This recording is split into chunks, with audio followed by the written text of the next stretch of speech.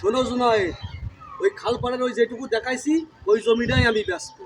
জমি কি তোমার পছন্দ হয়েছে? জমি যদি তোমার পছন্দ হয় তাহলে কালকেই বায়না দিয়ে দিবা, আমার টাকার খুবই দরকার।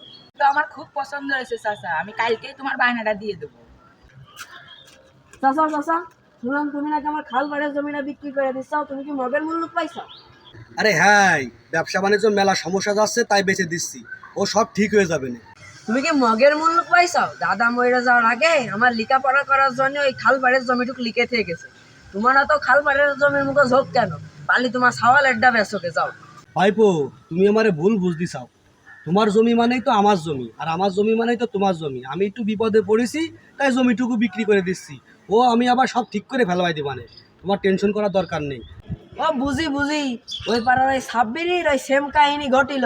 এখন সে পথের ফকির। তুমি তুমি আমার ওই ফকির বানানোর চিন্তা করতে চাও? তোমার খবর আমি বুঝা গেছি, তোমার বাড়ির ভাত আজকে তো খাবো না।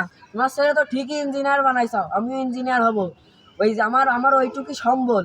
আমি তোমার বাড়ি আজকে থাকবো না, আমি এই চললাম। আর বেশি করলে বেলায় মাত্তব্বার কাছে নালিশ দিবানে। আমি আজকে চললাম, তোমার বাড়ি থাকবো না। তুই কিন্তু আমার ভুল ভাবতেছিস বাপ, তুই যা ভাবতেছিস কিন্তু তা না। তুই দাঁড়া বাপ, দাঁড়া, আমার কথাটা শোন বাপ। পিছন দিয়ে লাগবা না, তোমার সিনা হয়ে গেছে আমার। আমাদের সমাজে ঘটে চলেছে এমনও হাজার পরিবারে এ ধরনের ঘটনা। অন্যায় করে হয়তো জমি নেওয়া যায়, কিন্তু শান্তি ফিরিয়ে আনা যায় না। তাই সত্যের জয় একদিন হবেই হবে।